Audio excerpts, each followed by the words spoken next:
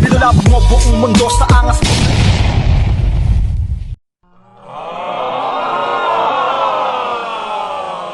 Okay, ready?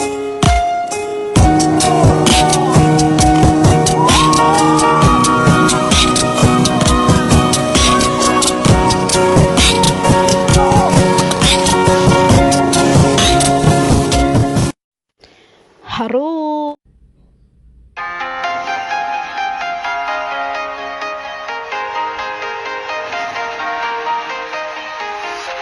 I'm walking alone, the streets are empty. The only thing I can see is my own silhouette.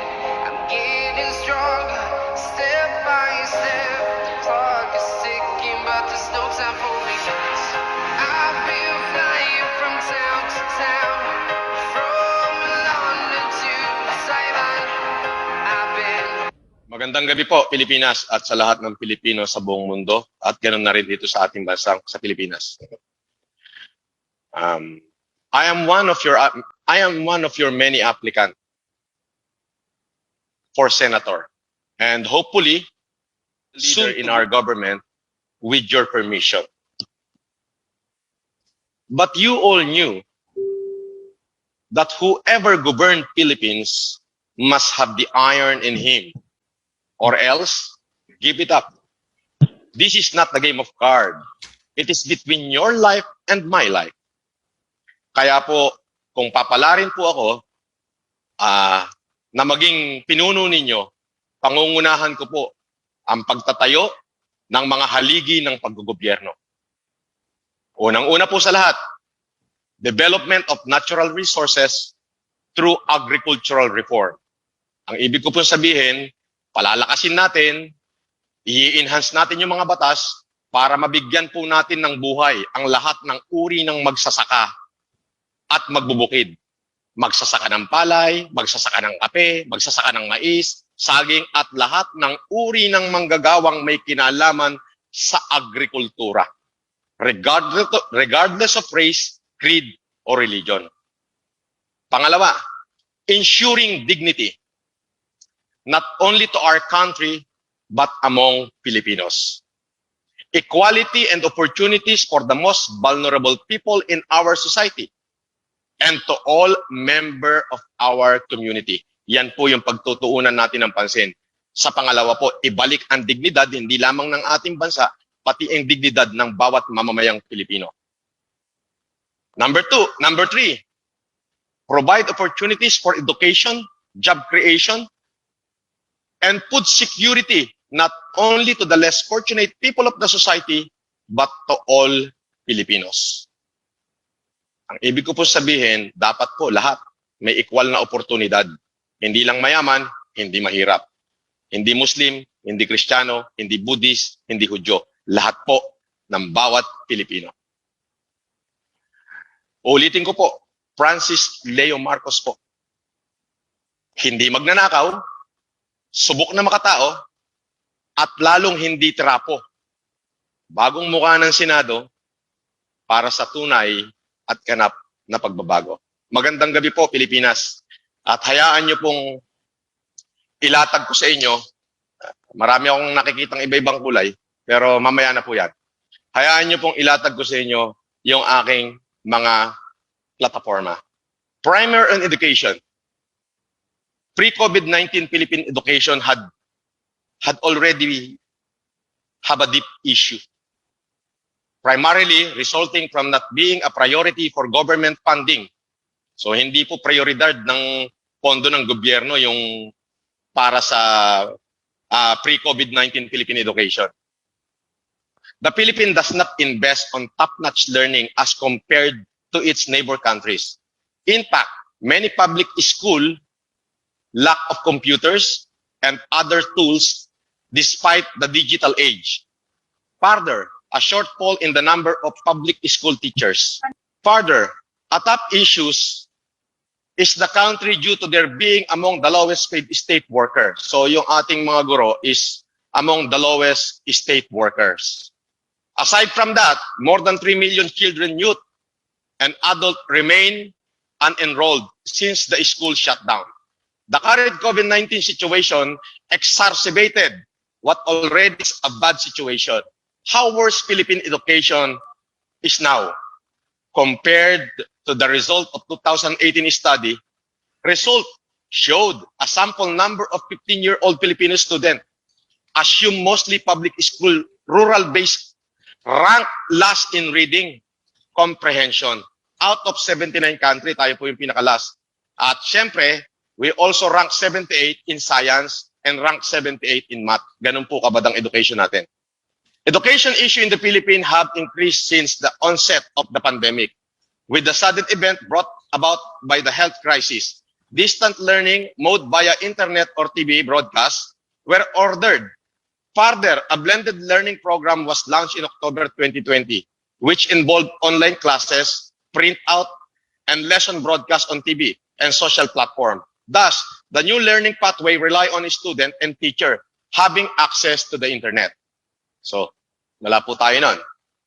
Kasi po, ang pinagtutuunan ng pansin ng gobyerno ay yung mga ibang proyekto. Pero, this yet bring another issue in the current system. Millions of Filipinos don't have access to the computer and other digital tools at home to make their blended learning worthwhile. Hence, the value of technology in learning affect many students, parents, and guardians.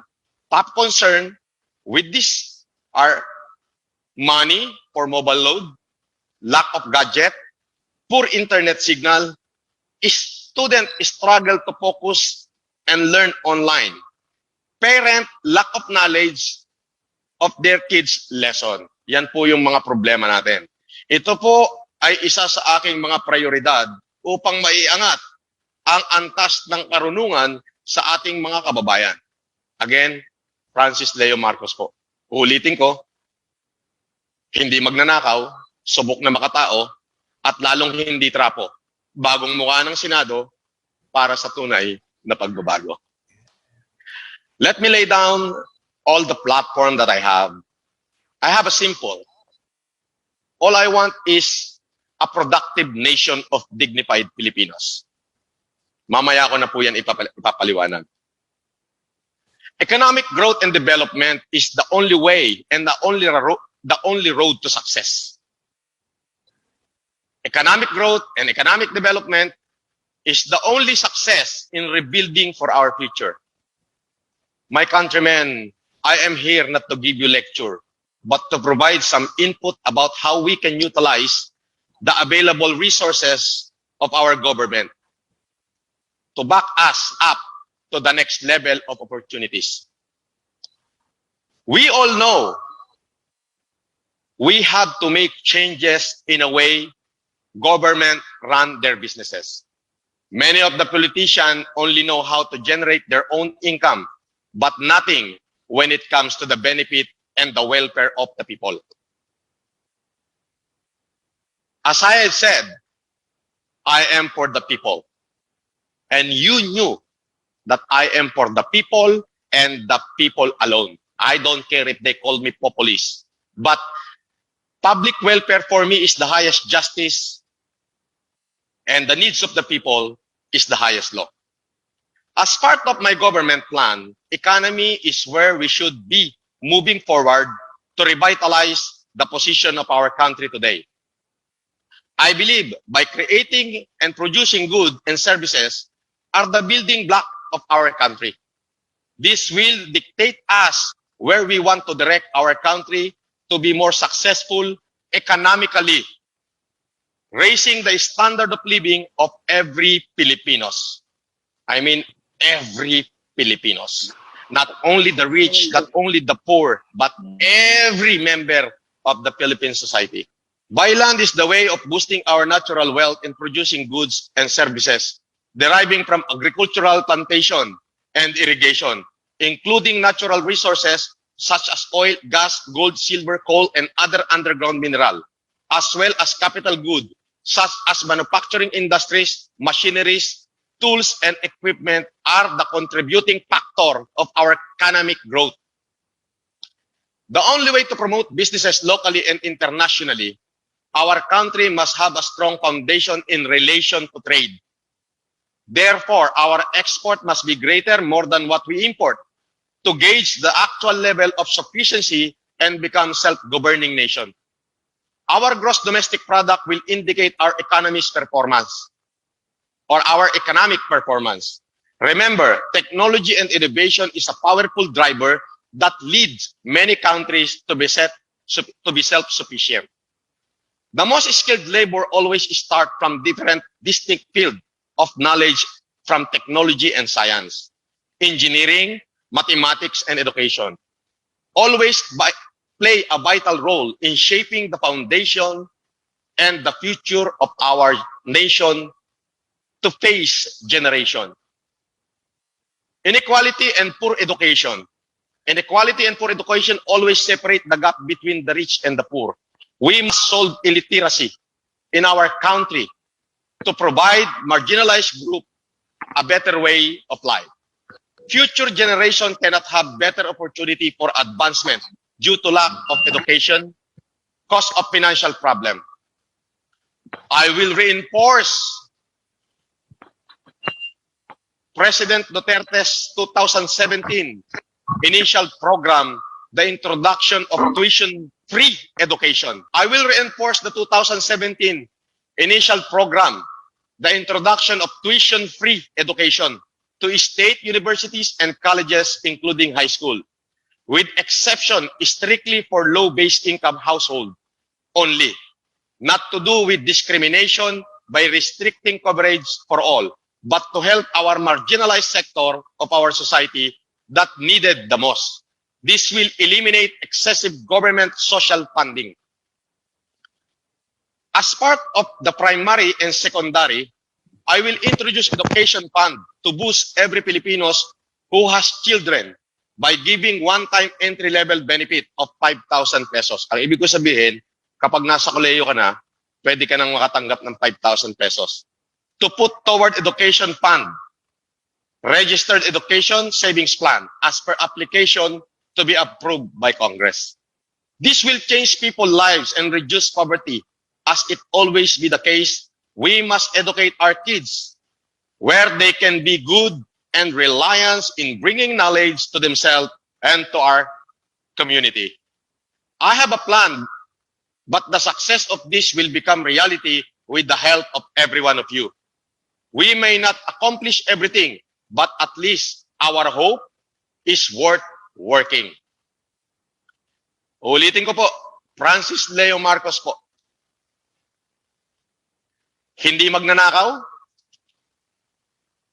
subok na makatao, at lalong hindi trapo. Bagong mukha ng Senado para sa tunay na pagbabago. Again, I am for the people, only for the people, and the people alone.